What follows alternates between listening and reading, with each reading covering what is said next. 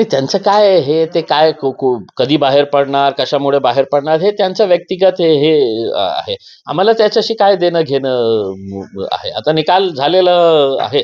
आता त्यांनी निर्णय घ्यावा, की त्यांना काय करायचं, काय नाही करायचं आहे.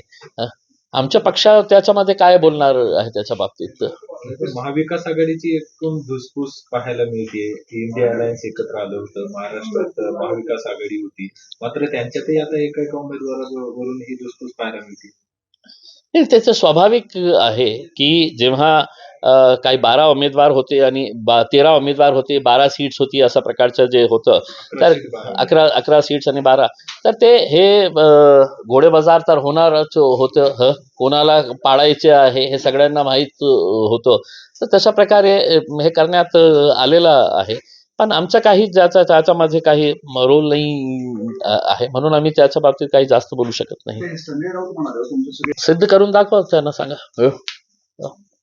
मी आरोप हे केलं, की संजय राऊत आणि शिवसेनेचे काही लोकांनी मतदान तिथे केलेले आहे. आरोप करण्यामध्ये काय असतं? चॅनलच्या समोर त्या चॅनलवाल्यांना बोलवायचं आणि त्यांच्या समोर काहीही बडबड करायची असतं. मी आता चॅलेंज करतो, की संजय राऊतांनी सांगितलं होतं त्यांचे काही शिवसैनिकांना की भारतीय जनता पार्टीला कशा मतदान करायचं आहे आणि सगळं सेटिंग जे केली होती ते संजय राऊतांनी केली होती. आता करा तुम्ही. एबीपी माझा, उघडा डोळे बघा नीट.